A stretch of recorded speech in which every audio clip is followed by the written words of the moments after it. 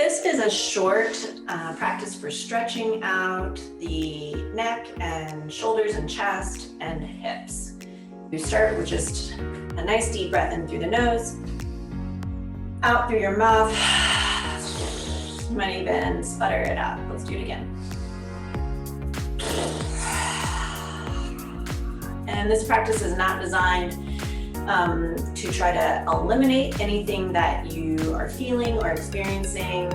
It's just to allow you to help find a little movement of energy that may be stuck or congested, tension in the body. Just try to create a little space. So with that, let's do one more of those breaths. If you want to make it a horse's breath or sputtering breath or exhale, please do. All right. Taking your right ear to your right shoulder, letting the left side of the neck stretch out just a little bit. Breathing and bringing the head up. Taking the left ear to the left shoulder. So as you do this, you want to let it be the ear going to shoulder, not the whole body, bending to the side. Again, right ear to right shoulder, you're not trying to force. It doesn't matter how far the head goes. You're just looking for where's the point of resistance. Head comes up as you inhale. Head goes left as you exhale. And how can you invite just really blood flow? One more time, head comes up and exhale, left ear goes to left shoulder. Breathing in, take the hands and interlace them behind the head. As you inhale, you're going to gently draw the head back into the hands. And then like you're pulling from the base of the skull with your hands to look up a little bit. And as you exhale, let the chin start to drop down and let the elbows start to drop by the ear. So you're not pulling on the head, there's just a little bit of additional weight. Inhale, start to press the head into the hands, elbows widen. Think of lengthening up through the neck, lifting your gaze, not just taking the head back. So we want length, even here, you're lengthening as the chin comes forward and the elbows drop down. Let's do one more. Pressing the head back into the hands will create some traction. Good for the muscles of the neck with as much time as we spend looking at computers and other devices. And exhale, gently stretching the head forward. Again, bringing the head up. Pressing the head back, elbows go outside to side. And then you're going to turn your gaze to the right elbow. Roll back through center. Now the whole time, you're pressing your head back a little bit into your hands. So our tendency is to want to stretch the head forward a lot, but with as much, the head weighs on average about 10 pounds. So it's pretty heavy, and with as much time as we spend looking at devices, we need to do some of this work of strengthening the muscles of the neck to keep the head upright. Last time, going through center and over to the left side. All right, releasing the arms down, roll the shoulders up, back, and down a few times. And then reverse, rolling them up, forward, back. Good. And one more time. And then breathe and squeeze the shoulders straight to the ears and then just drop them as you exhale. Inhale. Really let them drop. One more. All right. So we've got a little bit of blood flow. You may feel the sensation, some tingling around the neck and the shoulders. So with that additional blood flow, now draw your chin to the chest, and as you exhale, roll the right ear toward the right shoulder. And then inhale, bring the chin to the chest, and exhale, roll the left ear toward the left shoulder. So you're going to inhale through center and exhale to the side. We'll take it side to side a few times. Take it at a pace that feels right for your neck. And feel free to stay on either side for an extra breath or two to explore sensations along the sides of the neck,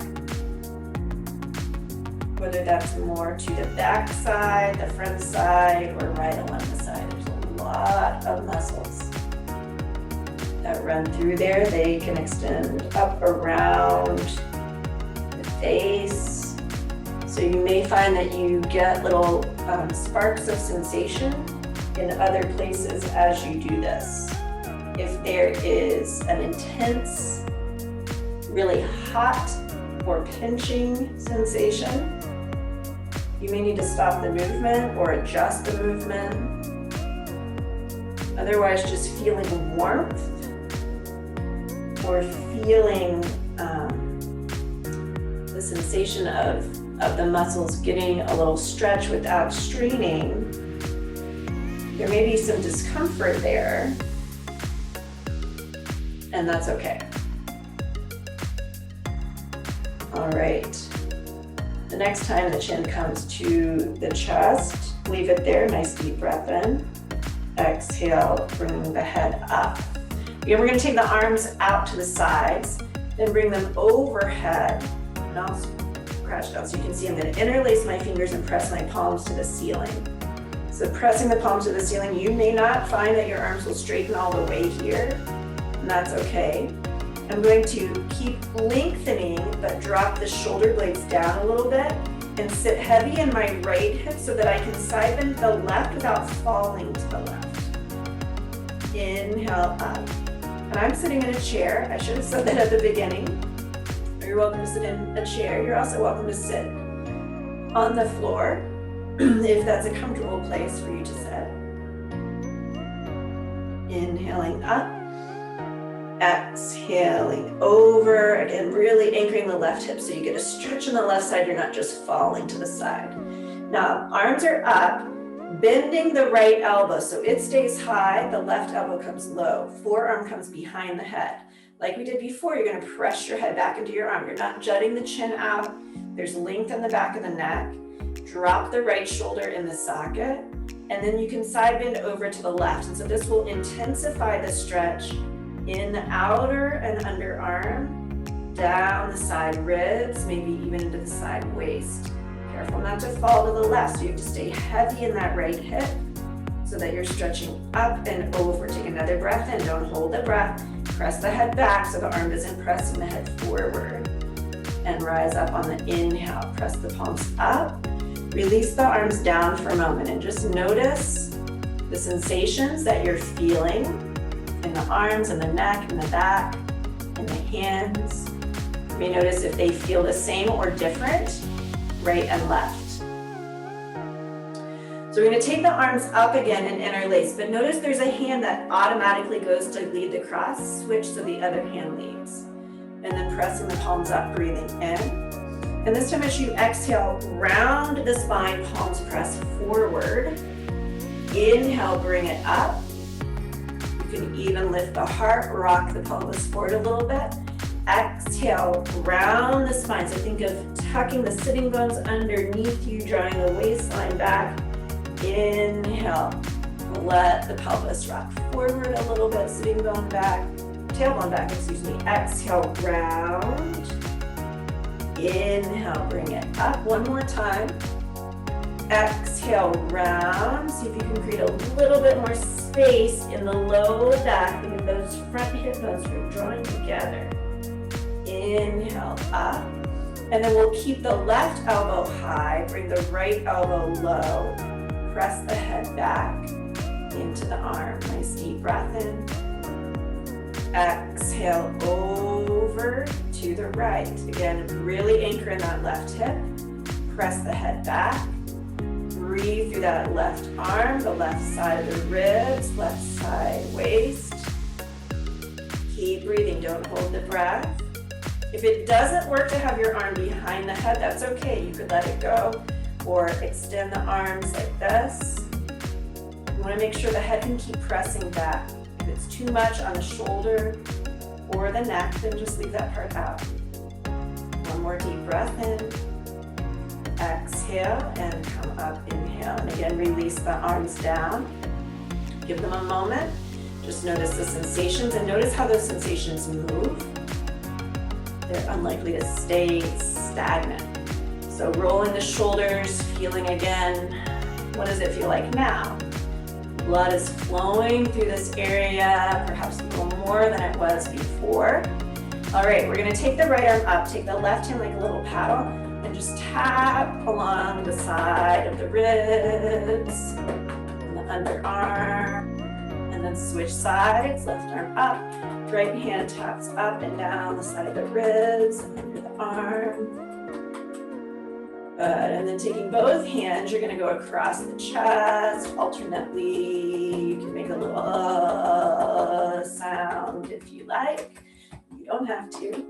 And then start to take that little tapping up over the shoulder, side to side.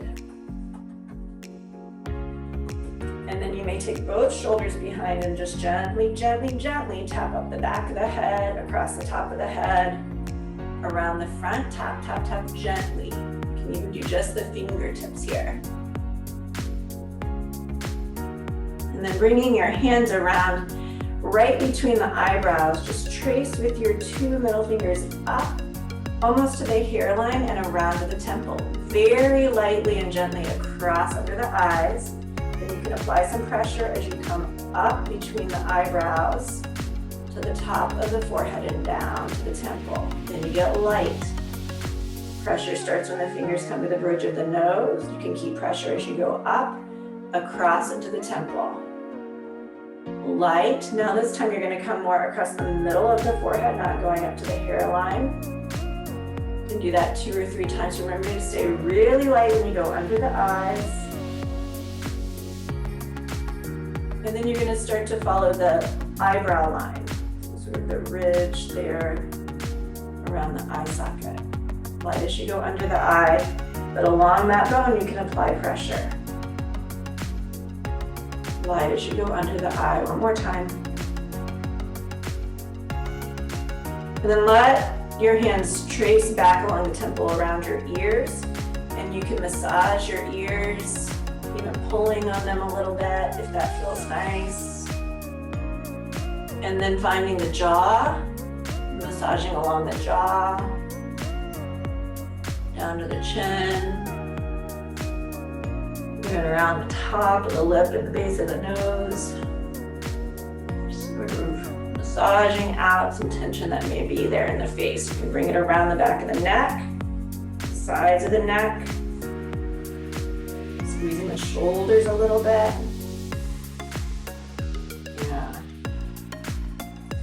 All right, taking your left arm, reach it forward, turn the fingers down, and you're gonna gently stretch the fingers back towards you, and then curl into a fist, hand to shoulder. Stretch the arm out, lengthen the fingers, curl them towards you underneath, curl in, and making a fist. One more time. And then keeping that fist, roll your wrist and the other direction. And we'll switch arms, extending the right arm forward, fingers point down, stretch out through the heel of the hand, curl the fingers in, bend the elbow, fist towards shoulder, extend out, lengthening the arms, spread the fingers, draw them back underneath, make a fist, curl in, 2 more. You can go more slowly, noticing where you feel any resistance. And then we'll keep that fist and roll the wrist in the other direction. Bringing both hands up, we're going to squeeze and expand. Squeeze, expand, squeeze, expand. And it can even be like any tension that you have there in your hands, from the arms, even up from the heart, wherever it is, a little chance to sort of flick out, just anything you're ready to. All right, give the arms and the hands a little shake. And then I'm going to invite you to cross your left ankle over your right thigh, if that is available. And then you're going to explore creating some space in this left hip as you lean forward. So as you're leaning forward, think about anchoring the sitting bones back and down and keeping some length through from the top of the pelvis to the waist. So rather than, we did this rounding and opening action before, We don't want to find this rounding action here. That's not going to get into the hips. If you're tight in the low back, that's just going to pull there more. So as much as you can, think of lengthening out. We want the sensation to be in the hip. You may not need to lean forward very far to find that. But keeping a sense, like I like us to keeping an open-hearted approach to yourself as you explore this sensation rather than contracting in. So open-hearted approach. Keeping your left foot flexed is going to help protect the left knee. If there is tension in the hip, a lot of times we try to compensate for that tension by asking the knee to be flexible in ways that it's not designed to be flexible. So we want to be really conscientious and kind to the knee. And just work on feeling sensation and creating an opening in that left hip. You can even take your left hand and gently from the fold of the hip sort of massage down that outer line of the glute if there's more tension there. So one more breath in, finding length and leaning forward. If you are doing this without shoes on, you can then take a hand and sort of tap along the bottom of that foot and along the top and sort of from the heel, so you can get or at the foot to sort of shake the foot out a little bit. And if you were to do this without socks on, it's also great to practice running your fingers between your toes and stretching at the toes. If you have socks on or even a flexible shoe, you can sort of take the toes back and forward a little bit. And if you're doing this without a shoe, you might explore rolling through the arch of the foot a little bit. Our feet carry us around through life and we tend to not give them the love they deserve. So take some time for the foot there. You can give it a little shake. Then holding under the thigh, sort of bounce the knee a few times. And then we'll hold underneath. You could use a towel to help you with this if you need to lengthen the arms a little bit to flex the foot out, drawing the toes back. And then point, bend, draw in. So your toes could touch the floor as you do that, or you can pull it in towards your body, whatever you prefer. Extend out, point and bend in. Do that one more time. Extend out, point and bend in. Great. Set that leg down and just sort of bounce the foot. You can't see my foot on the floor, but just bouncing up and down. And then tap along the outer line of the leg and back up and around to the inner line of the leg and down and back up. So you can do that a few times if you like. And just stimulating circulation and lymph flow. And then we'll go to the other side. So cross the right ankle over the left thigh. And finding a steady seat in your seat. Open-hearted approach as you hinge. So it's not a rounding. You're not contracting back. You want to find length. And so you may actually be leaning back a little bit with a long spine, depending on what degree of tension or holding there is in your hip. And again, this is not about any judgment of what tension or what stress or what resistance you find in your body. It's about taking the time to say, hey, I feel you. I see you. So let's breathe. Let's breathe together. Hip and me. You're part of me. I'm going to breathe with you and give a little nourishment through the breath to this part of the body, creating a little space there. So you can use a fist and sort of massage in that area, or like we did on the other side, use a thumb at the hip fold and just create some length down the outer edge of the hip.